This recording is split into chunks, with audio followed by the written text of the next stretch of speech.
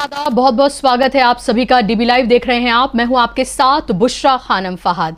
आपको याद होगा राहुल गांधी लगातार नरेंद्र मोदी को, भारतीय जनता पार्टी को ये कह रहे हैं कि डरो मत, लेकिन नरेंद्र मोदी को बार बार बहुत डर लग रहा है और अब उन्हें डर लगा है जातिगत जनगणना को लेकर। जी हां, लगातार चाहे पार्लियामेंट के अंदर हो, पार्लियामेंट के बाहर हो, राहुल गांधी जातिगत जनगणना को लेकर लगातार सरकार को घेर रहे हैं और उसकी बात वो लगातार कर रहे हैं कि जातिगत जनगणना होनी चाहिए। महिला आरक्षण बिल को भी लेकर उन्होंने आरक्षण की उन्होंने बात की थी। ओबीसी की बात वो लगातार कर रहे हैं और यही वजह है कि नरेंद्र मोदी जो हैं वो घबराए हुए हैं, वो डरे हुए हैं और यही वजह है कि उन्होंने अपनी ट्रोल आर्मी को एक ऐसी बात का बतंगड़ बनाने के लिए, एक ऐसी चीज का इशू बनाने के लिए लगा दिया है जो दरअसल इशू है ही नहीं। आपको याद होगा जब स्पेशल सेशन बुलाया गया था और महिला आरक्षण बिल को लेकर जब बहस हो रही थी तो मनोज झा जो कि आरजेडी से सांसद हैं राज्यसभा के, उन्होंने ठाकुर का कुआं जो कि ओम प्रकाश वाल्मीकि की 1981 में लिखी गई एक कविता है उसको पढ़ा था। तब से लेकर अब तक कोई बवाल नहीं हुआ, लेकिन पिछले 2 दिनों से हम ये देख रहे हैं और पिछले 24 घंटे से खास तौर पर हम ये देख रहे हैं कि इस उनके कविता के पढ़े जाने को इशू बनाया जा रहा है और न सिर्फ इशू बनाया जा रहा है बल्कि इस तरह के बयान दिए जा रहे हैं जो जाहिर सी बात है कई तरह के सवाल उठाते हैं। मैं आपको ये बताती हूं कि जेडीयू नेता आनंद मोहन ने उन्होंने कहा है कि मैं अगर राज्यसभा में होता तो उनकी जीभ खींच लेता और उनको आसन की ओर उछाल देता। ये जेडीयू नेता का कहना है। उसके साथ ही भारतीय जनता पार्टी के विधायक हैं नीरज बबलू, उन्होंने कहा है कि वो पटक कर मनोज झा का मुंह तोड़ देते उस कविता के लिए जो कविता उन्होंने लिखी नहीं, जो कविता ओम प्रकाश वाल्मीकि ने 1981 में लिखी, जिन कविताओं को दर्जनों बार पढ़ा जा चुका है, सड़कों पर पढ़ा जा चुका है, विश्वविद्यालयों में उनको पढ़ा जा चुका है, उसको लेकर अब इशू बनाया जा रहा है। इससे पहले मैं आगे बढ़ूं और इसकी और तमाम जो इससे जुड़ी हुई खबर है वो आप तक पहुंचाऊं, सबसे पहले आप सुनिए कि संसद में, राज्यसभा में मनोज झा ने जब ये कविता पढ़ी थी उसको आप एक बार फिर से सुनिए। ये ओम प्रकाश वाल्मीकि जी का है। इसमें जो प्रतीक है वो किसी जाति विशेष के लिए नहीं है, क्योंकि हम सब के अंदर एक ठाकुर है जो न्यायालयों में बैठा हुआ है, विश्वविद्यालयों में बैठा हुआ है, संसद की दहलीज को वो चेक करता है। तो कविता कुछ यूं है।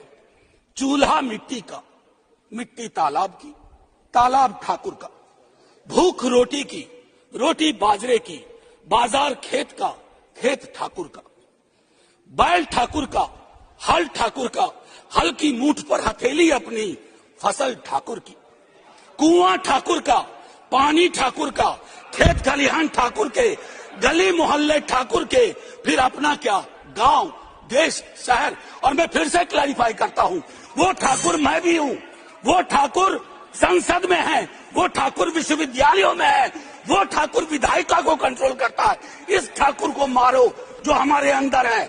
जय हिंद मैम। तो आपने सुना, उन्होंने कहा कि किसी जाति विशेष की बात नहीं कर रहे हैं बल्कि वो प्रभुत्व की बात कर रहे हैं।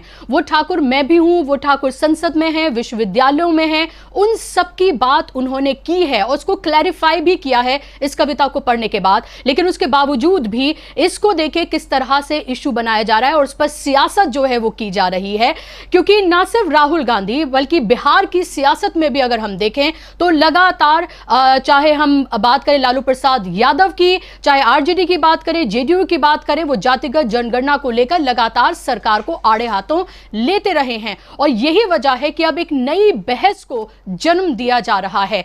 और एक तरफ तो आपने जेडीयू के एक नेता को सुना कि उन्होंने कहा कि अगर वो वहां होते तो वो क्या कुछ करते मनोज झा के साथ।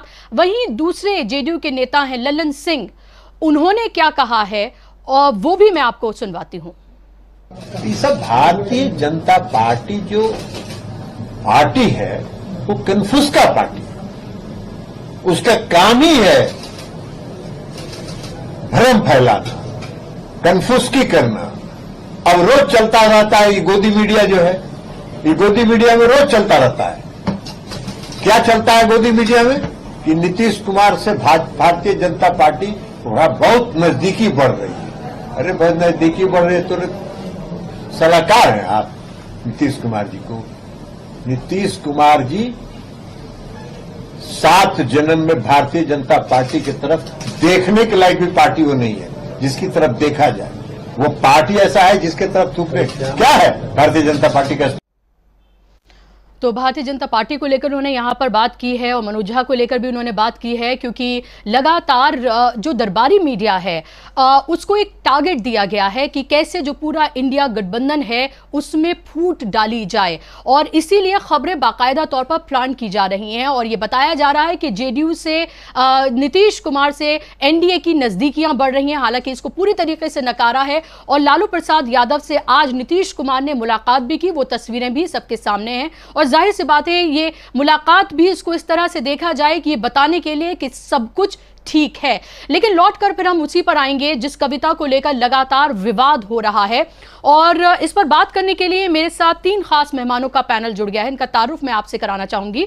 मेरे साथ प्रशांत कनौजिया हैं, आरएलडी के लीडर हैं, मेरे साथ जुड़ गए हैं। जयंत जिज्ञासु हैं, आरजेडी के लीडर हैं, मेरे साथ जुड़ गए हैं। और अब से कुछ ही देर में मेरे साथ doctor Laxman Yadav political analyst भी मेरे साथ जुड़ जाएंगे। शुरुआत प्रशांत मैं आपसे करना चाहूंगी। एक ऐसी खबर, एक ऐसी कविता जो 1981 में लिखी गई, जिसको राज्यसभा में मनोज झा ने 21 सितंबर को वहां पर पढ़ा और पूरा बताया कि वो ये कविता किसी जाति के लिए नहीं बल्कि जो प्रभुत्व है उसको लेकर एक व्याकरण की तरह उन्होंने इस कविता को वहां पर पढ़ा और ये बताया कि ठाकुर कौन कौन हो सकते हैं, अपने बारे में भी उन्होंने कहा। इसको विवाद क्यों बनाया जा रहा है? क्या आपको लग रहा है जातिगत जनगणना को लेकर सरकार डरी हुई है और एक ऐसे इशू को इशू बनाया जा रहा है जो दरअसल मुद्दा है ही नहीं? देखिए, मनोज झा जी ने जो कविता पढ़ी वो ऐसा तो नहीं है वो कविता किसी तरीके का प्रतिबंध झेल रही है इस देश के अंदर या उस पर किसी तरीके का प्रतिबंध लगा है। वो कविता हमारे समाज का एक सच है जो प्रकाश वाल्मीकि जी ने लिखा, और सदियों से हमारी जनरेशन की बात नहीं कर रहा हूँ, उससे पहले की जनरेशन्स भी वो पढ़ती आई हैं। और जो चीज़ ऑलरेडी मार्केट में है वो सदन में पढ़ने में किसी को कोई गुरेज नहीं होना चाहिए। मुझे लगता है कल बाबा साहब अम्बेडकर के भी अगर ये बात करें तो बाबा साहब अम्बेडकर की बहुत सारी ऐसी बातें हैं जो इन्हें आपत्तिजनक लगेगी, पर भारत सरकार उसे खुद छापती है। कल हम अगर वो सदन में कोई पढ़ देगा तो बोलेंगे उस पर आपत्ति। तो मुझे लगता है सच सुनने में इतनी आपत्ति क्यों होनी चाहिए, जबकि मनोज झा जी ने बहुत स्पष्ट रूप से कहा, और जो लोग इस बारे में जानते भी हैं, ठाकुर कोई सरनेम नहीं है, ठाकुर कोई विशेष जाति नहीं है, एक तरीके का टाइटल है जो बहुत सारे लोग इस्तेमाल करते हैं, और इसका बहुत सारे मायने हैं कि लॉर्ड हो सकता है, गॉड हो सकता है, या क्योंकि हम लोग अगर जिस प्रकार देखें वो कह रहे हैं कि मेरे अंदर का भी ठाकुर मरना चाहिए, सदन का भी ठाकुर मरना चाहिए, विश्वविद्यालय में ठाकुर मरना चाहिए। वो ठाकुर कौन है? जो वो ठाकुर है जो लोगों की चीज़ों पर, हक हुकूक पर हमला करके बैठा है, एक तरीके से कुंडली मार के बैठा है। मैं एक ही घटना बता देता हूँ। अहमदाबाद में मेरे मित्र जिग्नेश मेवानी वहाँ लंबे समय से इस आंदोलन को लड़ रहे हैं। वहाँ के दलित समाज को 220 बीघा जमीन, 115 परिवार को 220 बीघा जमीन 2018 में मिली है, जो उन्हें अलॉट हुई थी 1980। तो ये ठाकुरवाद नहीं है क्या? तो मेरा कहना है कि मनोज झा जी ने जो कहा वो बहुत तार्किक बात है, वो रैशनलिस्ट बात है, और जाति जनगणना से भाजपा का डर आज का नया नहीं है। ये देश में जो नफरत की राजनीति चल रही है, इसका जो प्रोडक्ट है वो भारतीय जनता पार्टी ने तभी शुरू कर दिया था जब मंडल कमीशन आया था, और मंडल के खिलाफ उन्होंने जो कमंडल यात्रा निकाली और देश के सोशल फैब्रिक को खराब करने का, इस देश में नफरत का जो बीज बोने का काम किया, ये जाति को जनगणना का ही तो पूरा सबब बना कि ये डर गए कि अगर गिनती हो जाएगी तो हम लोग जो इस सालों से, हजारों साल से लोगों को बेवकूफ़ बना रहे हैं वो पूरा भेद खुल जाएगा।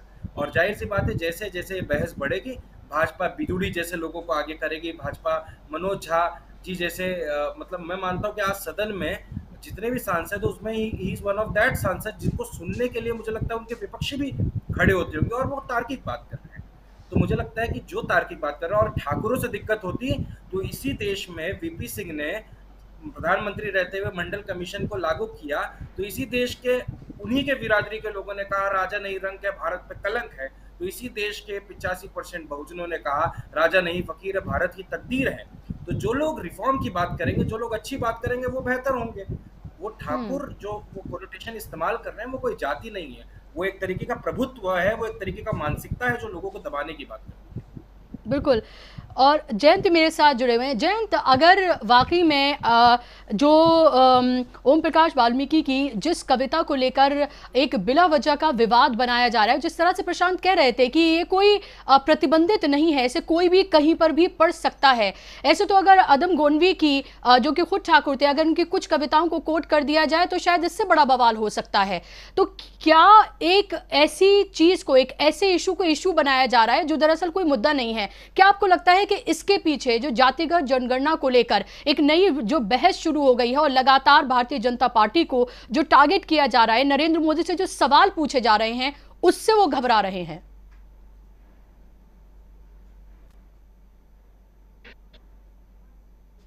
जी शुक्रिया। देखिए, जी ये तो बहुत हास्यास्पद है और बहुत हैरत होती है कि एक नॉन इशू को किस तरह से इशू बनाया जा सकता है। मनोज झा जी एक दानिशमंद सियासतदान है और विभिन्न दलों के लोग उनकी कद्र करते हैं।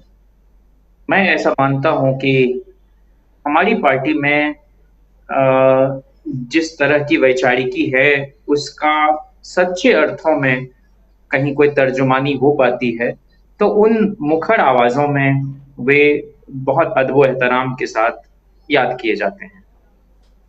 संसद कोई मल्ल युद्ध की जगह नहीं है, संसद वैचारिक बहस का स्थान है और जिस तरह के बयानात आ रहे हैं वह न सिर्फ आपत्तिजनक वो हैं बल्कि कायदे से इन बयानों पर मुकदमे हो सकते हैं। उन्होंने क्या कहा, शुरू में ही डिस्क्लेमर दे दिया था इस कविता के बारे में। और ये कविता ओम प्रकाश वाल्मीकि जी ने अपनी कविता का उन्वान भी प्रेमचंद की कहानी ठाकुर का कुआं से लिया। और जो लोग प्रेमचंद को जानते हैं वो तो आजादी के पहले से सामाजिक कुरीतियों पर लिखते रहे हैं, चाहे वो कहानी सदगति हो, चाहे ठाकुर का कुआं हो, चाहे सामाजिक सौहार्द के लिहाज से और इंसाफ के लिहाज से लिखी गई कहानी पंच परमेश्वर हो। चूंकि मनोज झा जी राजनीति में रहते हुए भी और सोशल साइंसेज के प्रोफेसर रहते हुए सोशल वर्क के साहित्यिक अभिरुचि के धनी व्यक्ति, और ये बहुत ही मुफीद होता है कि अपनी बात को प्रभावशाली तरीके से कहने के लिए आप शेर का, किसी दोहे का, किसी कविता का उदाहरण जी। और मैं उनको निजी तौर पर जानता हूं और उन्होंने, जो लोग उनको सियासी तौर पर भी जानते हैं, वो जानते हैं कि जब 10% रिजर्वेशन दिया जा रहा था ईडब्ल्यूएस को, तब भी उन्होंने अपनी जिस समाज से वो आते हैं, जिस जाति से संयोगवश कहूंगा मैं कि जहां उनका जन्म हो गया, उसके बारे में भी जिस तरह की धारणाएं और जिस तरह की कहानियां गढ़ी जाती हैं उसका भी उन्होंने हवाला दिया। कबीर को अक्सर वो कोट करते रहते हैं, रैदास को करते रहते हैं, तो जिन्होंने तमाम तरह का कुठाराघात किया कबीर ने, न ब्राह्मण को छोड़ा, न हिंदू को छोड़ा, न मुस्लिम को छोड़ा, मैंने जितनी दकियानूसी बातें हो सकती है सब पर उन्होंने चोट की। अगर कोई इस बात से आहत हो जा रहा है, अगर देखिए किसी भी टेक्स्ट का पाठ होता है, सुपाठ होता है और कुपाठ होता है, तो ये लोग कुपाठ कर रहे हैं। दरअसल आपको ध्यान होगा पार्लियामेंट में एक बार आजम खान साहब ने एक शेर पढ़ा जी। तो इधर उधर की बात न बात कर। अब ये शेर तो सुषमा जी ने भी कभी पढ़ा था और जो प्रिजाइड कर रही थी उस वक्त था उसको रमा देवी जी, अब वो भी बहुत ग्रेसफुली उसको ले रही है, मुस्कुरा रहे हैं रविशंकर प्रसाद जी भी नीचे। पता नहीं थोड़ी देर में क्या हो गया कि अगले दिन ही माफी मांगो, माफी, हंगामा खड़ा कर दिया। तो आपने शुरू में ही कहा कि 4-5 दिन 6 दिन गुजर गए हैं, कुछ नहीं, और अचानक से इसको इश्यू बना दिया गया। टीएस एलियट की 2 लाइन है, मैं कहूंगा कि that is not what I meant at all, that is not it at all. मैंने उतना ही कहा है जितना कहा है, ना थोड़ा कम, ना थोड़ा ज्यादा, ना एक शब्द इधर ना उधर। तो मैं क्या कह सकता हूँ, यही गालिब से को उद्धृत करते हुए कि यार अब वो न समझे हैं न समझेंगे मेरी बात, दे और दिल उनको जो न दे मुझको ज़बां। और जो लोग मनोज झा जी को नहीं जानते हैं, उनकी उनकी सियासी, समाजी और पारिवारिक परवरिश के बारे में जिनको नहीं पता, उनके लिए मैं एक वाकये का जिक्र करूं यहाँ। जी। 2019 का लोकसभा चुनाव हो रहा था। हम्म। मधेपुरा से शरद यादव जी चुनाव लड़ रहे थे। अचानक से एक जनसभा में हम लोग आपस में टकरा गए, और जिनके बारे में वो हाउस में कह रहे थे कि कोई भगवती देवी यहाँ नहीं आ पाएगी, कोई फूलन देवी नहीं आ पाएगी, उस भगवती देवी जी की बेटी भी उस जनसभा में थी, जो गया के बाराचट्टी से एमएलए थी, समता देवी जी। मेरी आदत है कि जब मेरे पास कोई कागज का टुकड़ा नहीं होता है तो मैं हथेली पर ही लिखने लगता हूँ। उस इलाके में आचार्य कृपलानी का नाम आपने सुना है, सुचेता कृपलानी, जो पहली महिला मुख्यमंत्री थी उत्तर प्रदेश में आपकी। उनके जो पति थे आचार्य कृपलानी, जो कांग्रेस पार्टी के प्रेसिडेंट भी थे और कुछ मतांतर के बाद वो सोशलिस्ट पार्टी में आके, उस समय एक सीट से 2 लोग चुन के जाते थे, एक जनरल, एक दलित, तो किराए मुसहर वहां से लड़ रहे थे। तो हमने शरद जी के बारे में बताते हुए कि यह वह इलाका है जहां का प्रतिनिधित्व कभी लालू जी ने भी किया, कभी शरद जी ने भी, तो मैं उसमें नाम लिख रहा था, आचार्य कृपलानी, किराए मुसहर, परमेश्वर कुंवर, बीएन मंडल, बीपी मंडल, रमेश झा जी मनोज झा जी के चचा जी। मुझे नहीं पता था कि इस बात पर नजर है मेरे लिखते हुए मनोज झा जी की। उन्होंने मेरी हथेली ली, मुस्कुराए और कहा कि जैन, तुमको मालूम है कि किराए मुसहर जी जिस मुसहर समाज से आते थे, दलित में भी अत्यंत जो सामाजिक रूप से पिछड़े हैं, उनकी जीत सुनिश्चित करने के लिए मेरे चचा जी ने भी कैंप किया था और बड़ी जद्दोजहद करके उनको जीता था, उनका भी योगदान। तो ये पृष्ठभूमि है मनोज झा जी की। इनसे ज्यादा डिकास्ट किया हुआ आदमी मैंने बहुत कम देखा है इस दिल्ली में। और अपने दल में भी आप जानते हैं कि बहस मुबाहिसे की तहजीब है, ये लालू जी की लोकतांत्रिक पार्टी है। सबसे ज्यादा असहमति अगर मैंने शालीन रूप से पास जाकर किन्हीं से फोन पर व्यक्त की होगी तो मनोज झा जी से, और इतने ग्रेसफुली वो उन चीजों को रिस्पॉन्ड करते हैं। कई जगह हम लोग सहमत होते हैं, कई जगह लगता है कि जो आज की चुनौती है, समाज में जो डिवाइड है, उसको कैसे ठीक किया जाए, जिस तरह से कम्युनलिज्म हावी है उस पर उनकी चिंताएं जब मैं देखता हूँ, तो मैं इतना ही कह सकता हूँ कि ये उज्जड लोग हैं जो इस तरह की टिप्पणी कर रहे हैं। बात है, और ये बिल्कुल ये साफ लग रहा है कि प्रशांत, ये साफ तौर पर लग रहा है ये टारगेट मनोज झा नहीं बल्कि टारगेट विपक्ष है। और क्या आपको लग रहा है अभी हाल फिलहाल में एक तरह से फिर से जो दरबारी मीडिया है, आप उसे किसी भी नाम से बुला लीजिए, उसको एक तरह की सुपारी जो है वो दी गई है कि कैसे खबरें प्लान की जाएं, किस तरह से हेडलाइंस जो हैं वो मनगढ़ंत बनाई जाएं, चाहे एनडीए से नीतीश कुमार की कुर्बत की बात हो या फिर 21 तारीख को ये पढ़ी गई कविता को एक आधार बनाकर और इसको ब्राह्मण और ठाकुर और SC ST इन तमाम चीज़ों में इसको उलझाना हो।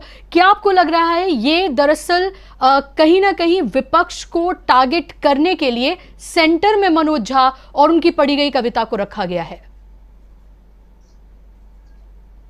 मुझे लगता है कि एक तो इसका एक बहुत छोटा सा पहलू है कि चुनाव है और चुनाव में पक्ष होता है, विपक्ष होता है। मुझे लगता है कि जो शायद मनोज झा जी वाला मामला जो उठा, वो राजनीति से कई ज़्यादा बड़ा मामला है। ये बेसिकली इस देश में जो सामाजिक बदलाव आने जा रहा है या जो उसकी पीड़ा जिन लोगों ने उठाया है, उनकी आवाज़ों को खामोश करने का एक नाकामयाब एक प्रयास है, ताकि इस देश में, देखिए मैं अभी भी कहता हूँ कि मैं आज एक किताब पढ़ रहा था हसन मुशर्रफ साहब की, हू किल्ड खरखरे।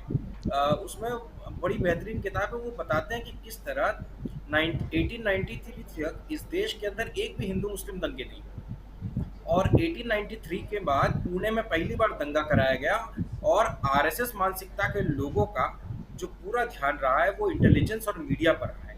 आप देखिए लालू यादव जी से इनका क्या गुस्सा है। इस देश के अंदर बहुत सारे नेता होंगे, लेकिन मैंने जो नफरत मीडिया की लालू प्रसाद यादव जी के लिए देखी, वो नफरत किसी के लिए नहीं देखी है। शायद बिहार के, यूपी के बहुत सारे लोगों को नहीं जानते होंगे, पर मैं मुंबई में पैदा हुआ, एक मराठी भाषी राज्य में लालू यादव जी डिमोनाइज थे मेरे बचपन में। वो कारण सिर्फ ये था कि उस व्यक्ति का सिर्फ एक दोष था कि उस व्यक्ति ने इस देश के सोशल फैब्रिक को बचाने के लिए उस आताताई रथ को रोका जो इस देश के जो भाईचारा था उसको तोड़ने जा रहा है। वो इससे उतने आहत हो गए कि उन्होंने लालू यादव जी को किस तरह डिमीन करने का काम किया। और आप देखिए कि किस तरह का बिहार को कह रहे हैं जंगल राज है। तो बिहार लालू यादव जी से पहले बिहार एम्स्टर्डम था क्या? जगन्नाथ मिश्रा जी के समय एम्स्टर्डम था क्या बिहार? तो ये पूरा जो मीडिया बैठा हुआ है ये डर रहा है कि जिस दिन इस देश के अंदर जातिगत जनगणना हो जाएगी वो सिर्फ राजनीति तक या सदन तक महदूद नहीं रहेगी, वो मीडिया की भी बात होगी कि मीडिया में क्या है, वो पूछेंगे कि कॉर्पोरेट में क्या है, वो पूछेंगे कि तमाम कंपनियों के बोर्ड के डायरेक्टर्स में कौन कौन लोग हैं। ये बहस आगे बढ़ेगी। इसीलिए अगर इसको यहीं रोक दिया जाए तो इन सभी की कुर्सी बचेगी। देखिए, मैं अभी भी कहता हूँ कि इस देश के इंटेलिजेंस में और इस देश के मीडिया में घनघोर आरएसएस मानसिकता के लोग बैठे हुए हैं, जो आज इस देश के अंदर मणिपुर में क्या हो रहा है, इंटेलिजेंस के लोग क्या कर रहे हैं, ये कौन सा इंटेलिजेंस है इनका, ये कौन सा 56 इंच का सीना है इनका। अपने ही देश को बर्बाद कर रहे हैं और कह रहे हैं कि और मुझे सबसे बड़ी दुख की बात ये लगती है कि मनोज झा जी के जो कविता उन्होंने पाठ किया उसका विरोध भी कौन कर रहा है? आनंद मोहन जैसा गुंडा, जो सजा याफ्ता गुंडा है। वो कोई रिफॉर्मिस्ट है क्या? कोई ठाकुर समाज का कोई ठेकेदार है क्या? उसने कोई बड़े रिफॉर्म किए हैं क्या सोसाइटी में, जो आकर सामने कह रहा है कि मैं जबान खींच लेता और मैं आसन पे उड़ा लेता? इसीलिए आप वहां नहीं हैं, आपकी इसी सोच के कारण आप वहां नहीं, आप जेल में हैं। और जो व्यक्ति रिफॉर्म की बात करता है, मैं कहता हूं अभी भी कोई अपनी जाति नहीं चुनता। मैं किस जाति में पैदा हुआ हूँ, आप किस जाति घर में पैदा हुई हैं, हमें अपने माँ बाप चुनने का अधिकार नहीं है, परिवार चुनने का अधिकार नहीं, पर अपने आचरण को चुनने का अधिकार है, अपने व्यवहार को चुनने का अधिकार है। और जो अगर अपर कास्ट फैमिली में पैदा हो रहा है उसकी कोई गलती नहीं है, लेकिन उसे उस माइंडसेट से बाहर आना पड़ेगा, उस जातीय श्रेष्ठता को छोड़ना पड़ेगा कि हम श्रेष्ठ हैं, जन्म से श्रेष्ठ हैं। आप जन्म से श्रेष्ठ हैं, कल अमेरिकन कहेगा मैं जन्म से श्रेष्ठ हूँ, ब्रिटेन कहेंगे हम जन्म से श्रेष्ठ हैं। ये तो श्रेष्ठता की लड़ाई कभी खत्म नहीं होगी, वो मानवीय जो मूल्य हैं उनको पूरी तरह नष्ट कर देगी। मुझे लगता है ये पूरा जो हमला है जातिगत जनगणना रोकने के लिए, जातिगत जनगणना जो है वो कोई राजनीतिक एजेंडा नहीं है, वो इस देश को बदलने की बात है, वो इस देश को सुधारने की बात है, ये बराबर में बांटने की बात है। घर में 4 बेटे हैं और 4 रोटी बनी है तो सबको एक एक मिलनी चाहिए। बड़ा बेटा 3 खा जाएगा और 2-3 ये छोटे को 1 मिलेगी और 2 भूखे सोएंगे, वो आदर्श घर नहीं हो सकता। उसी प्रकार भारत भी आदर्श घर नहीं हो सकता कि अगर यहाँ एक वर्ग के पास 1% वेल्थ है और इस देश का 7,000 लोग इस देश में रोज भुखमरी से मर जाते हैं, वो देश आदर्श देश नहीं बन सकता, वो विश्वगुरु देश नहीं बन सकता। इसलिए जातिगत जनगणना होनी जरूरी है। ये पूछना जरूरी है कि कोई कैसे 200 एकड़ 300 एकड़ 500 एकड़ का मालिक हो जाता है और कोई साव उम्र मेहनत करता है और 5 हिस्सा जमीन भी नहीं जुटा पाता। ये कोई क्या माँ के पेट से कागज पे लिखवा के लाया था क्या? जब देश गुलाम था 1947 से पहले, तो 47 के बाद इनके पास आई कहाँ से इतनी जमीन? ये कब्जा की हुई जमीन है। ये असमानता क्रिएट करने के लिए जो पूरा सिस्टम बनाया ये उसके विरुद्ध है। और क्या दिक्कत है? मुझे लगता है देश का ही तो नाम होगा। कल जब सबको बराबर का अधिकार मिलेगा तो देश में सब लोग ताकतवर होंगे, सबकी बाइंग कैपेसिटी बढ़ेगी। It is not only a social reform but it is also economical reform. जो इकोनॉमिक्स में रिफॉर्म होगा, सबकी परचेसिंग पावर बढ़ेगी, हम दुनिया भर में जाएंगे और कहेंगे कि भारत के लोग कितने अमीर। आप विदेश जाते हैं, बोलते हैं अमेरिका में जाके देखते हैं, आप लंदन जाके देखते हैं, बोलते हैं कि यहाँ कितना अच्छा है, सब लोग अच्छे से घूम रहे हैं, खा रहे हैं, ठीक है, सब अच्छी जिंदगी जी रहे हैं। हम भी तो यही चाहते हैं। जब वो लोग अश्वेतों से माफी मांगकर उन्हें अधिकार देने के लिए तैयार हैं, उन्हें प्रधानमंत्री राष्ट्रपति बनाने को तैयार हैं, तो आपको उनका अधिकार जो उनकी कागज पे जमीन है, जो उनके कागज पे खेत है, वो देने में आपको क्या दिक्कत है? बिल्कुल जाहिर सी बात है, बिल्कुल। और ये जी और कोई भी समाज या कोई भी देश तब तक तरक्की नहीं कर सकता है जब तक उसका हर वर्ग तरक्की ना करे, चाहे वो सामाजिक हो या फिर इकोनॉमिक हो। और यही बात है जो जातिगत जनगणना मेक श्योर करती है कि जब वो आंकड़े सामने आएंगे तो उन आंकड़ों के हिसाब से उनको उनका आरक्षण मिलेगा। और जो कमजोर तबका होता है उसे हाथ पकड़कर ऊपर उठाना होता है, चाहे वो मुसलमानों की यहाँ पर बात की जाए, SC/STs की बात की जाए या OBCs की यहाँ पर बात की जाए। सच कमेटी की रिपोर्ट भी हमारे सामने है जो बताती है मुसलमान कहां पर खड़े हैं। और ऐसे में उन तबकों को हाथ पकड़कर उठाना ये सरकार की, समाज की जिम्मेदारी है और उसी जिम्मेदारी की बात जो है वो की जा रही है। जयंत, अभी हाल ही की मैं एक रिपोर्ट देख रही थी, उसमें है कि 45 जो सेंट्रल यूनिवर्सिटीज हैं उसमें सिर्फ 4% जो प्रोफेसर्स हैं वो OBC हैं। आप ये देखिए कि कितना घोर अन्याय है ये। और दूसरी एक मिसाल राहुल गांधी लगातार दे रहे हैं किस तरह से 90 जो सेक्रेटरीज हैं उनमें से सिर्फ 3 जो है ओबीसीज हैं, यानी कि महज 5%। अगर इस सामाजिक न्याय की, इस बराबरी की बात की एक बहस जो छिड़ी है, क्या आपको लग रहा है उससे सबसे ज्यादा अनकंफर्टेबल एक जो ये कहते रहे हैं कि वो एक ओबीसी प्राइम मिनिस्टर हैं और उस ओबीसी को करके जो उन्होंने वोट ओबीसी के सबसे ज्यादा लिए वही सबसे ज्यादा अनकंफर्टेबल हैं?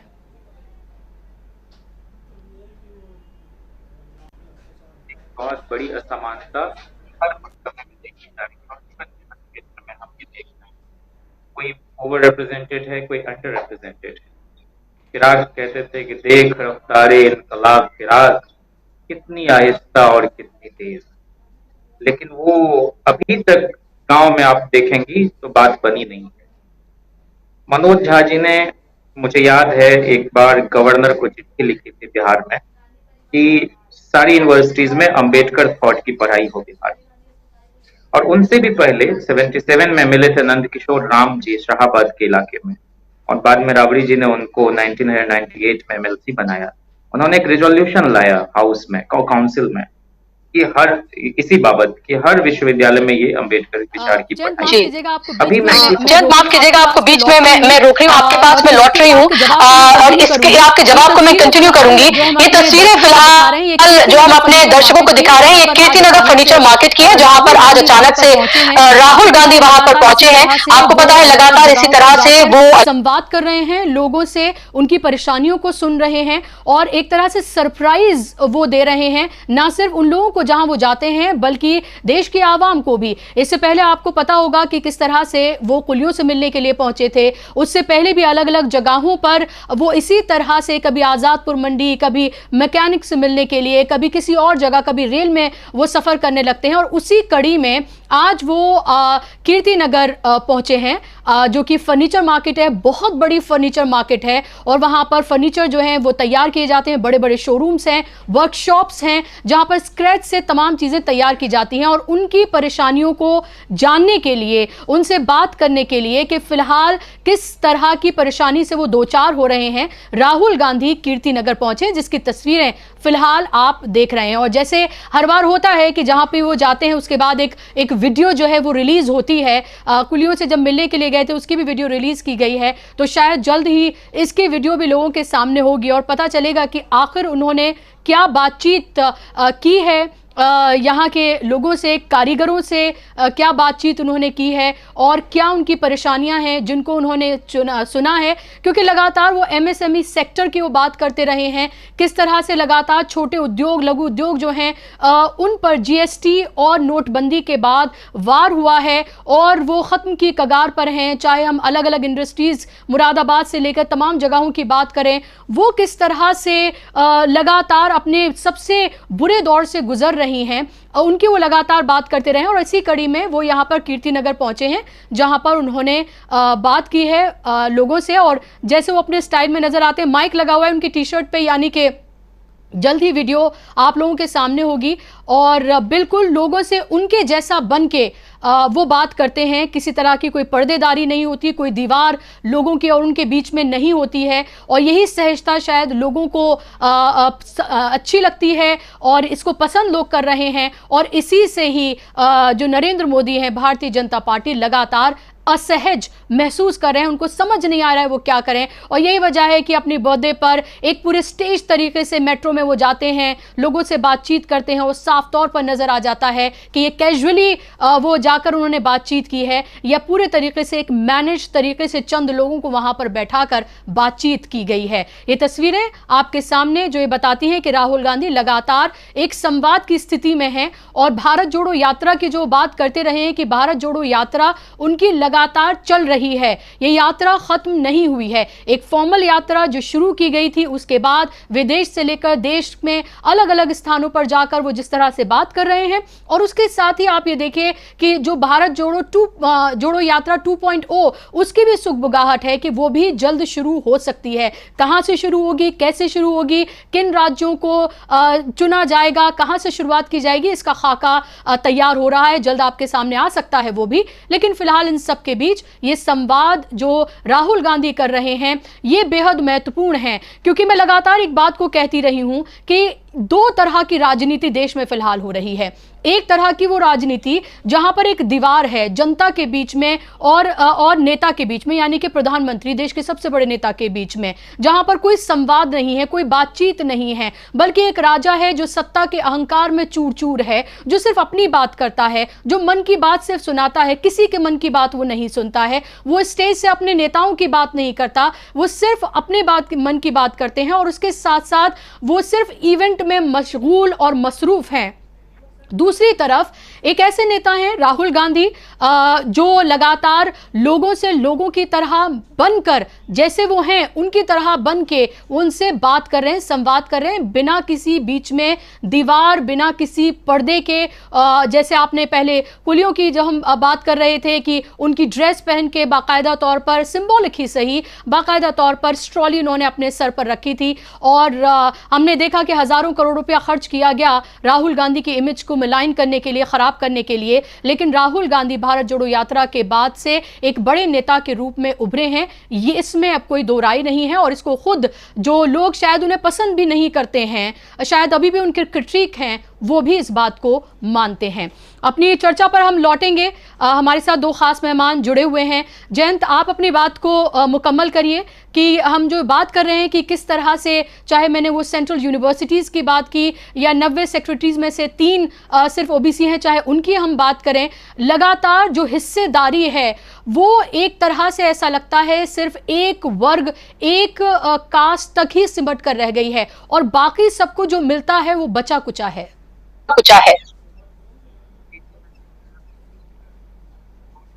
आने की बात हुई थी कि हर विश्वविद्यालय में अंबेडकर विचार की पढ़ाई हो, अंबेडकर थॉट डिपार्टमेंट हो, जैसे भागलपुर यूनिवर्सिटी में है, गांधीयन थॉट डिपार्टमेंट वहाँ है, तो लोग अपने अधिकारों के प्रति थोड़े जागरूक होंगे और वो कोई कृपा पात्र बन के नहीं रहेंगे, जैसे नारी वंदन वगैरह जैसे आपको लफ्ज सुनने को मिलते हैं। तो इस तरह की जो एक परंपरावादी या रूढ़िवादी या जिसको यथास्थितिवादी नजरिया कह सकते हैं, वहां से गाइड नहीं होगा और आदमी को लगेगा कि हम यहाँ नहीं है तो हमको यहाँ आना चाहिए, और कौन लोग नहीं आने दे रहा। इस बाबत भी कई बार चिट्ठी तेजस्वी जी ने भी लिखी थी, जब एक भी प्रोफेसर किसी सेंट्रल यूनिवर्सिटी में था, आज तो 4% की बात हो रही है, वैसे ही सेक्रेटरीज वगैरह का भी उसमें ब्यौरा उन्होंने दिया था। मनोज जी भी लगातार लिखते रहते हैं, वजीर आजम से लेकर को। लेकिन मैं कहता हूं कि जब कभी भी कुछ अच्छी बातें होती हैं, कोई एक विमर्श खड़ा करने की का प्रयास किया जाता है, तो कोई ना कोई आ जाता है स्पीड ब्रेकर और उसको डिरेल करना शुरू कर देता है। जोनाथन स्विफ्ट कहते थे कि जब भी कोई प्रतिभाशाली व्यक्ति इस संसार में आता है तो तुम उसको इस लक्षण से पहचान सकते हो कि अपेक्षाकृत सारे मेडियोकर लोग एक गुट बनाकर उसका विरोध करते हैं। अब इसमें उस आदमी का कोई कसूर नहीं होता। अब कोई मकबूल है, कोई विनम्र है, कोई प्रखर है, तो वो कैसे किसी के ईर्ष्या द्वेष का पात्र होने से खुद को बचा ले, नहीं हो पाता है कई बार। और इसीलिए प्रशांत जी ने जैसे कहा आपको कि विपक्ष के, मैं नाम नहीं लेना चाहता, लेकिन उसी राजपूत समुदाय के एक बहुत बड़े लीडर और बहुत बड़े मिनिस्टर भारत सरकार के, एक बार मनोज जी का भाषण हुआ और उन्होंने आके बोला कि आप आज तो बहुत अच्छा बोले, मतलब किसी दल की तरफ से नहीं, हमारे दिल की बात आपने, और ये कोरोना के समय की बात है, सेकेंड वेव के समय की बात। तो हमें फख्र होना चाहिए ऐसे सांसद पर। एक तो ऐसे लोग आज सदन में जा नहीं पाते जो हमारे मसाइल को वहां उठा सके। पार्लियामेंट तो इसी के लिए बना है ना, खास करके अपर हाउस इसी के लिए बना है। मैं दूसरी बात, आप अगर इजाजत दे तो मैं कहूँ कि इन्होंने तो एक प्रतीकात्मक ढंग की जो कविता है, प्रभुत्व पर चोट करते, वो पढ़ी। 1982 में जब मंडल कमीशन की रिपोर्ट पर पहली बार बहस इनिशिएट कराने के लिए सोमनाथ चटर्जी जी के घर पर रामविलास पासवान जी गए और कहा कि कल अगर सदन में इस पर चर्चा नहीं होती है तो वो सीन क्रिएट होगा जो पार्लियामेंट की हिस्ट्री में आज तक नहीं हुआ। और जब रामविलास जी, बहुत पढ़ने लायक मार्वेलस डिबेट है, आप कभी उसको उलटिएगा, उसमें वो पेरियार, फूले, इन सब के टेक्स्ट को इस तरह से कोट करते हैं और मनुस्मृति की कुछ बातों को, कि ये जो आज इस तरह की उलझलुल बातें कह रहे हैं मनोज जी के भाषण पर, ये लोग तो उस समय मतलब बढ़ाना होके उछल कूद करना शुरू कर दिया। ब्रह्मा के बारे में उन्होंने जिस एक्सप्रेशन का इस्तेमाल किया है, मैं नहीं कर सकता इस आपके चैनल पर, और सब लोग सुनते रहे। बीच में कोई कोई टोका टोकी करते थे तो स्पीकर कहते थे कि बहुत संजीदे मुद्दे पर बहस हो रही है और आप आराम से सुनिए सब लोग। और उसमें भी यही प्रभुत्व की बात हो रही थी कि भाई कितने स्टेट में चीफ मिनिस्टर जो है एक ही जाति के हैं, कितने सेक्रेटरीज एक जाति के हैं, कितने मिनिस्टर जो है इस सरकार में जो है कैबिनेट मिनिस्टर एक ही जाति के हैं, और फिर वो लोक दल का हवाला दे रहे थे कि नहीं हम जिस पार्टी से चुन के आए वहां तो एक भी नहीं। तो ये हमारे बहस का मेयार था, लेकिन अफसोस कि लोगों ने उसको कहाँ लाके पटक दिया है उरूज से जवाल पर। उसी ओम प्रकाश वाल्मीकि की एक कविता मैंने मनोज जी से मजाक में कहा कि अगली बार आप इसको जरूर पढ़िएगा, और उसका शीर्षक है वह दिन कब आएगा। और ये मनोज जी ही पढ़ सकते हैं क्योंकि उनके अंदर कोई जातीय श्रेष्ठता बोध नहीं। और देखिए वो क्या है कि मेरी माँ ने जने सब अछूत ही अछूत, तुम्हारी माँ ने सब बामन ही बामन, कितने ताज्जुब की बात है जबकि प्रजनन क्रिया एक ही जैसी। वह दिन कब आएगा बामनी नहीं जनेगी बामन, चमारी नहीं। वह दिन कब आएगा जब बामनी नहीं जनेगी बामन, चमारी नहीं जनेगी चमार, भंगिन नहीं जनेगी भंगी, तब नहीं चुनेंगे जातीय हीनता के दंश। नहीं मारा जाएगा तपस्वी शंबूक, नहीं कटेगा एकलव्य का अंगूठा, कर्ण होगा नायक राम सत्ता लोलुप हत्यारा। क्या ऐसे दिन कभी आएंगे? और मुझे पूरा यकीन है कि किसी दिन ये आवाज और इस कविता का पाठ मनोज जी के मुंह से ही आप सुनेंगे। तो जो लोग संकीर्ण सोच के हैं वो इस देश के जो इंडिपेंडेंट इंटेलेक्चुअल ट्रेडिशन है उसमें कोई इजाफा अपनी ओर से नहीं करेंगे, और जो लोग कर रहे हैं असल में उन पर इसी तरह से कीचड़ उछाला जाएगा। लेकिन मैं कहता हूं कि मनोज जी के यश में और बढ़ोतरी ही होती जाएगी, और उनकी ओर से आपको कभी भी किसी भी तरह की बिलो द बेल्ट बात उनके पूरे 5-6 वर्ष के संसदीय जीवन में आपको नहीं सुनाई पड़ा होगा। वो कहते हैं ना, कह रहा है शोरे दरिया से समंदर का सुकूत, जिसमें जितना ज़र्फ है वो उतना ही खामोश है। तो मनोज जी का व्यक्तित्व कुछ इस तरह का है, और वो हमेशा तैयारी करके जाते हैं हाउस में, और फिर कोई बात वो कहते हैं। और हमारी पूरी पार्टी उनके साथ आज की तारीख में खड़ी है। और मैं तो अक्सर कहता हूं कि हम सबको अपने अंदर का, चाहे ब्राह्मण हो, चाहे राजपूत हो, चाहे कायस्थ हो, कि भूमिहार हो, कि यादव हो, कि कुर्मी हो, कि कोयरी हो, कि गुज्जर हो, कि मराठा हो, सबको मारना है। मारने से मेरा मतलब है वो शमन करना। हमारे अंदर कास्ट प्राइड नहीं पैदा हो। असर्शन एक बात है, वो तो बहुत अच्छी बात है, और उस असर्शन में तो मधु दंडवतेंद्र भी साथ देते थे, किशन पटनायक भी देते थे, मधु लिमिये भी देते थे, मोहन सिंह जी देते थे, विश्वनाथ प्रताप सिंह जी और अर्जुन सिंह जी नहीं होते तो हम आपके सामने अभी बात नहीं कर पाते। बुद्ध ने उस समय कितना बड़ा काम किया अपनी करुणा के जरिए। राजा राम मोहन राय ने क्या धर्म सुधार किया, एक से बढ़ के एक लोग रहे। तो कौन नहीं जानता है कि भूदान आंदोलन में क्या हुआ, कौन नहीं जानता है कि भूमि सुधार में जो अपनी पूरी संपत्ति उन्होंने, भी प्रशांत जी को याद होगा, चौधरी चरण सिंह जी के हनुमान कहे जाते थे, राजनारायण जी, सारी संपत्ति उन्होंने दान कर दी। ऐसे लोगों से समाज बना करता है। ये मैं नहीं समझता हूं कि जिस तरह से उन्होंने ये, और हमारी पार्टी के एमएलए हैं, अब मैं क्या कहूं, लेकिन मैं ये जानता हूं कि आपको असहमति प्रकट करने का पूरा अधिकार है। यही तो इंटरनल डेमोक्रेसी है। लोहिया जी के एक रेजोल्यूशन का विरोध तुलसीदास मेहता जी ने 1962 में किया। बहुत यंग एमएलए थे, उनके बेटे अभी बिहार सरकार में मंत्री हैं, उनके भी एक बयान पर फालतू टाइप के लोग उछल कूद मचाना शुरू कर दिए। जगदेव प्रसाद का एक बयान, उसका एक वक्तव्य उन्होंने पढ़ा। जगदेव जी को बिहार लेनिन कहा जाता है, उनकी शहादत हुई।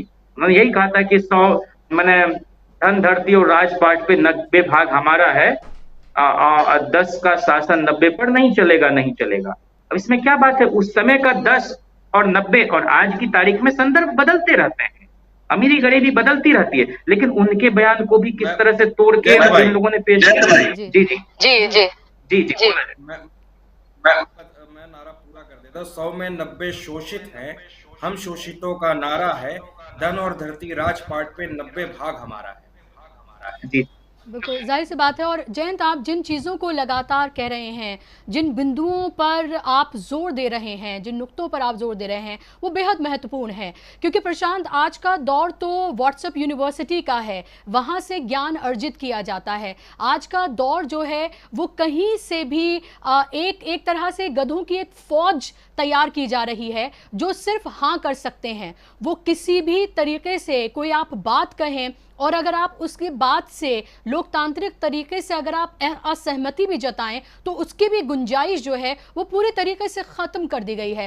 क्योंकि समाज को किताबों से दूर किया जा रहा है, पढ़ने लिखने से दूर किया जा रहा है, विचार विमर्श से जो है वो पूरी तरीके से दूर किया जा रहा है। और यही वजह है कि इस तरह की कविता पढ़ने पर, जो कि 1981 में लिखी गई, जो एक पर्टिकुलर एक तरह के विमर्श के साथ जिसको लिखा गया, उसको लेकर आज इस मनोज झा के पढ़े जाने को लेकर यह विवाद जो है वो किया जा रहा है। और इस विवाद की जड़, जाहिर सी बात है, जिसकी बात मैं लगातार कर रही हूं प्रशांत, कि वो जातिगत जनगणना का भूत है, वो जिन है जिसको फिर से, चाहे वो हम बिहार की पॉलिटिक्स की बात करें, चाहे आरजेडी की जेडीयू की बात करें, या फिर हम अब कांग्रेस की बात करें, राहुल गांधी की बात करें, उसको बाहर निकाल लिया गया है। अब आपको ये लग रहा है कि आगे आने वाले वक्त में एक जमीन जो है वो तैयार कर दी गई है विपक्ष की तरफ से, और अब इसी को लेकर, इसी को आधार बनाकर अब इलेक्शन लड़ा जाएगा और नरेंद्र मोदी का जो सबसे बड़ा वोट बैंक है उस पर चोट करने की तैयारी है। आपकी आवाज नहीं आ रही है वोट बैंक, अब आ रही है मेरी आवाज? जी जी जी। मैं ये कह रहा हूं कि ये जो नरेंद्र मोदी का वोट है, वोट बैंक है, ये बैंक नहीं है, ये लूट है। चोर के घर पे ही पैसा रखा होता है, पर वो बैंक में नहीं रखा होता, वो लूट का होता है, वो अलमारी में किसी गठरी में छुपा के रखा होता है। नरेंद्र मोदी की सत्ता कोई, मैंने आपके पिछले डिबेट में भी कहा था कि नरेंद्र मोदी को लोग इसलिए नहीं चुनते कि नरेंद्र मोदी बहुत विजनरी हैं, उनके पास बहुत सारे आइडियाज हैं देश को आगे बढ़ाने के या देश को आगे ले जाने के। नरेंद्र मोदी का एकमात्र यूएसपी इस देश के अंदर जीतने का सिर्फ इसलिए है कि उनका मुसलमानों के प्रति जो नफरत है, और उनके जो लोग हैं वो मोदी को क्या वोट देते हैं कि हम 300 रुपए का पेट्रोल खरीदेंगे, हम 5,000 रुपए का सिलेंडर खरीदेंगे, लेकिन अब्दुल की चूड़ी टाइट होनी चाहिए। ये नैरेटिव के तहत मोदी जीत कर आते हैं। और आप मुझे बता दी, नरेंद्र मोदी गुजरात के मुख्यमंत्री रहे 13 साल, ऐसा कौन सा रिफॉर्म उन्होंने कर दिया कि गुजरात आज देश में नंबर 1 है? नहीं है। 13 साल मुख्यमंत्री रहने के बाद भी गुजरात कभी भी भारत में नंबर 1 स्टेट नहीं बन पाया। वो अच्छे मार्केटिंग करने वाले व्यक्ति हैं, वो 1 करोड़ की योजना पर 1.5 करोड़ रुपए का खर्च करना जानते हैं। और देखिए, मैं भी कह रहा हूं कि नरेंद्र मोदी का वोट बैंक कुछ नहीं, और नरेंद्र मोदी खुद ओबीसी नहीं है। ये बात पे जेपी नड्डा जी ने अभी एक सदन में ऑन रिकॉर्ड झूठ कहा कि नरेंद्र मोदी इस देश के पहले सीएम ओबीसी सीएम है, तो ये गलती है, पीएम है, सॉरी। इस देश के पहले ओबीसी पीएम अगर है तो वो एचडी देवेगौड़ा है, अगर हम टेक्निकल देखें। और अगर हम वर्ण व्यवस्था के हिसाब से देखें तो चौधरी चरण सिंह जी पहले प्रधानमंत्री हैं जो ओबीसी वर्ग से आते हैं। लेकिन चूंकि जाट कम्युनिटी को बहुत लेट ओबीसी में डाला गया, तो मैं टेक्निकली बात करूं तो एचडी देवेगौड़ा जी थे। तो आप देखिए, एक पार्टी का प्रमुख भरे सदन में खुलेआम झूठ बोल रहा है कि मोदी जी पहले ओबीसी पीएम है। और वो भी कैसे ओबीसी पीएम है? नरेंद्र मोदी जी ने खुद को ओबीसी साबित किया, मतलब जब वो मुख्यमंत्री थे खुद को ओबीसी बना लिया। कल मैं अपने आप को कुछ भी बना लूं और कहूं कि मैं पहला हूं, ऐसा नहीं हो सकता। नरेंद्र मोदी जी ने खुद को ओबीसी बनाया।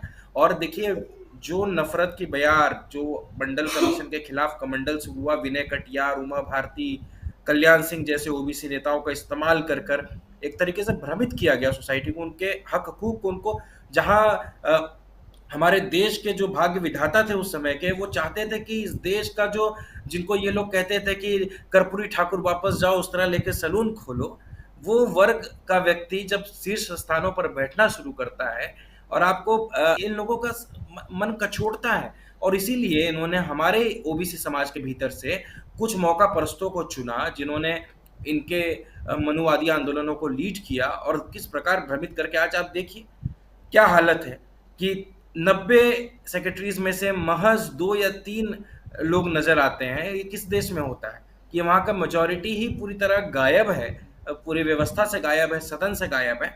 मैं तो कह रहा हूँ इस एक बार जातिगत जनगणना हो जाएगी तो इस सदन में ये महिला आरक्षण के बाद अब मुझे लगता है लोकसभा में भी ओबीसी आरक्षण लागू होना चाहिए, विधानसभा चुनाव में भी ओबीसी आरक्षण लागू होना चाहिए, साथ ही साथ एससी एसटी ओबीसी महिला आरक्षण राज्यसभा और विधान परिषदों में भी लागू होना चाहिए।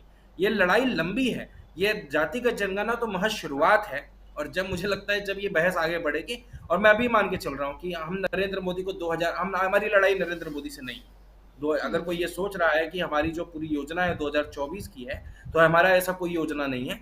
हम भारत को मजबूत राष्ट्र बनाना चाहते हैं और मैं मानता हूं कि एक बड़ा रेनेसा इस देश के अंदर होने जा रहा है। और ये जातिगत जनगणना जिस दिन हो जाएगी, आप उस रेनेसा की शुरुआत होगी और उसके बाद किसी मोदी की जरूरत नहीं है, उसके बाद किसी राहुल गांधी की जरूरत नहीं है। ये देश खुद अपने आप में एक मजबूत राष्ट्र के रूप में निर्माण करेगा अपने आप को, और इसी निर्माण के भीतर से बहुत अच्छे अच्छे लोग निकल कर आएंगे और इस देश का नेतृत्व करेंगे। ये राहुल मोदी ये तो सिर्फ व्यक्ति है, ये विचारों की लड़ाई है। ये जातिगत जनगणना इस देश को बराबर देने का अधिकार है। घर में कोई भाई अगर गरीब रह जाएगा तो अमीर भाई गाली खाएगा, ये वही बात है। तो उस अमीर भाई को ये समझना पड़ेगा कि अगर वो मर्सिडीज में घूम रहा है तो उसका भाई अगर रोड पर भीख मांग रहा है तो ये उसकी बदनामी है, वो भीख मांगने वाले भाई की बदनामी नहीं है। जी, ज़ाहिर सी बात है। और ये जो सामाजिक न्याय, सामाजिक बराबरी की जो लड़ाई है, ये लंबी है। और ये जो बहस ये नई जो छिड़ी है, ज़ाहिर सी बात है ये बहस अभी लंबी चलने वाली है। और इसको आप सिर्फ लोकसभा या विधानसभा के चुनावों तक सीमित करके नहीं देख सकते हैं।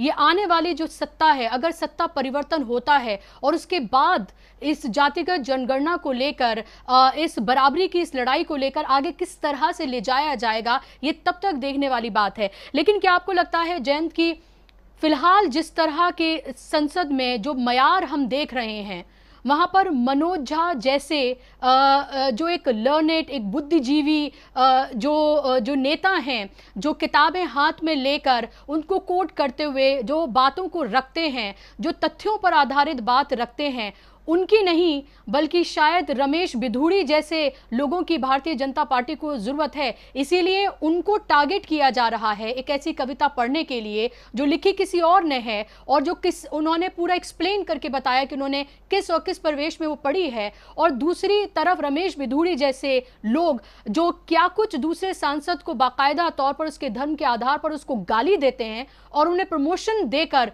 उनको चुनाव प्रभारी बनाकर भेजा जाता है कि जाइए वोट लेकर आइए। तो कसूर जितना इन नेताओं का, पार्टियों का है, उससे कहीं ज्यादा उन लोगों का है जो चुनकर भेजते हैं ऐसे लोगों को। थे और जो एक तरह से कहने की जिसको फ्रिंज कहा जाता था, अब वो मेन स्ट्रीम हो गया है और ये बहुत कचोटता है हम सब।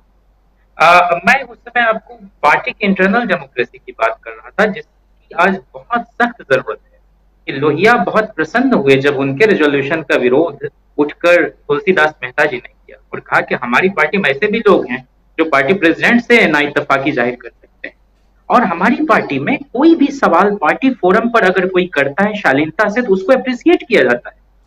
वोल्टेयर जो थे वो फ्रीडम ऑफ एक्सप्रेशन के हिमायती, उनका एक सेंटेंस हम सब लोग बार बार याद करते हैं और उतारने की कोशिश करते हैं कि I may disagree with everything that you say but I will defend to the last drop of my blood your right to say सो।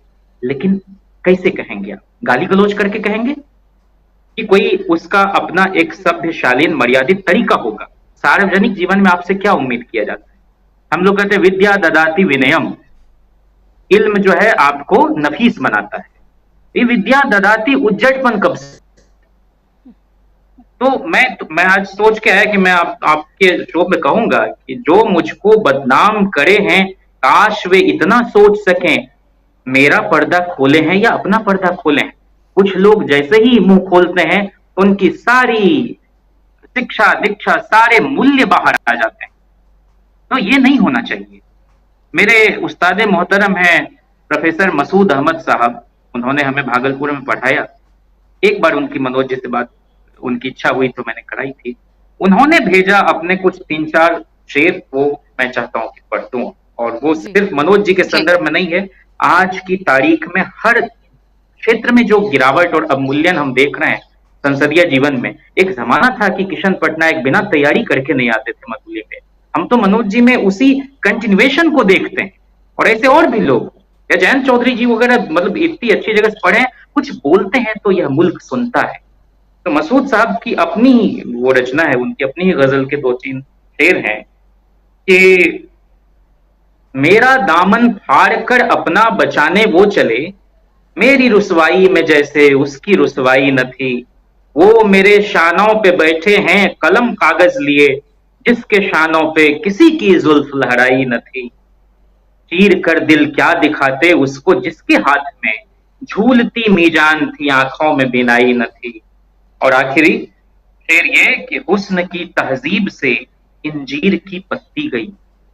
कहीं कोई शर्मो हया नहीं अब आपको दिखाई पड़े, कहीं कोई एक लिहाज आपको नहीं दिखाई पड़ता है कि हुस्न की तहजीब से इंजीर की पत्ती गई। आदम हवा को आप याद करें, हुस्न की तहजीब से इंजीर की पत्ती गई, शाखे गुल पे ये खिजा, पहले कभी छाई न थी। तो हम तो यही दुआ करेंगे कि फिर से लोगों के मन में एक चित्त शुद्धि हो, एक कैथारसिस हो, और लोग इस तरह के अनाप शनाप बयान ना दें और अपनी मर्यादा और अपनी सीमा में रहें। यही लोग अगर अदम गोंडवी की कविता सुन लेते तो फिर पता नहीं क्या क्या शामत ये लाने की सोचते। वो जो है ना, आइए महसूस करिए जिंदगी की ताप को, मैं चमारों की गली तक ले चलूंगा आपको। उसमें सरपंच, ठाकुर, मुखिया, प्रधान, सबकी जो लानत मलामत की है उन्होंने। तो ये समाज का आईना है साहित्य। जॉन गोल्सवर्दी का एक प्ले है जस्टिस, उसका मंचन देखा ब्रिटेन के प्रधानमंत्री चर्चिल ने, और उसमें सॉलिटरी कन्फाइनमेंट में एक प्रिजनर है। उसकी दारुण गाथा को देखकर इतने द्रवित हुए चर्चिल कि अगले ही दिन जाके सॉलिटरी कन्फाइनमेंट के पूरे कानून को बदल। ठीक है, तो ये असर है साहित्य का, ये असर है अदब का। लेकिन अगर किसी के दिल को कि में मुरव्वत नहीं पैदा हो रहा है, तो ये तो क्या कहा जाए। इसलिए मैं बार बार इस बात का हिमायती हूं कि पॉलिटिकल पार्टीज में भी उज्जड लोगों को कम से कम एंटरटेन किया जाए। उसके और ही फायदे तो आपको भले उस वक्त महसूस हो, लेकिन दूरगामी नतीजे जो हैं वो बाय एंड लार्ज बहुत खराब साबित होते हैं। मैं यही कहूंगा जयंत जी, जब बात रखिए, को वाइंड अप करूंगी जी। चाहे वो आपके सहाफी बिरादरान के लोग हों या फिर सियासतदान हो, आपको देश दुनिया देखता है, बहुत उम्मीद भरी निगाहों से देखता है। और अगर आप इस तरह की हरकतें करेंगे तो आप राष्ट्रीय जीवन में कोई योगदान नहीं दे सकते। बिल्कुल। और जयंत जब बोलते हैं तो लगता है कि मोतियों की तरह अल्फाज जो हैं वो पिरो रहे हैं, और उनको देर तक सुना जाए, थमकर सुना जाए। और यही वजह है कि मनोज झा की वो इस तरह से वो तारीफ कर रहे हैं। कहीं ना कहीं उनसे भी उन्होंने ज़रूर सीखा होगा, बार बार उस बात को कह भी रहे हैं। जी, आप अनम्यूट करिए। आवाज आ रही है आपको? जी आ रही है। जी आ रही है। जी मैं कह रहा हूँ कि जो भी लोग थोड़े ग्रेविटी वाले होते हैं, जो भी लोग थोड़े एक संजीदे होते हैं, वो जल्दी रिएक्ट नहीं करते हैं। मनोज झा जी का कोई बयान आपने नहीं सुना। वो कहते हैं ना, फिरदौस गया भी कि इल्म की इब्तिदा है हंगामा, इल्म की इंतहा है खामोशी। लेकिन इसके मानी ये नहीं है कि उनको कोई अच्छा लग रहा होगा।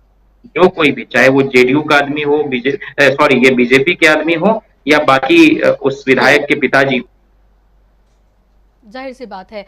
और बहुत अच्छा लगा, दो अलग अलग पार्टियों के दो युवा चेहरे हमारे साथ स्क्रीन पर हैं और दोनों बेहद उम्दा बोलते हैं। और ये साफ तौर पर ये दिखता है कि जब पढ़ लिख कर आप राजनीति में आते हैं तो इस तरह के विचार विमर्श जो हैं और इस तरह की बातें आपको सुनने के लिए मिलती हैं। बहुत बहुत शुक्रिया आप दोनों मेहमानों का इस कार्यक्रम का हिस्सा बनने के लिए। शुक्रिया आप तमाम दर्शकों का भी इस कार्यक्रम का हिस्सा बनने के लिए। और मुझे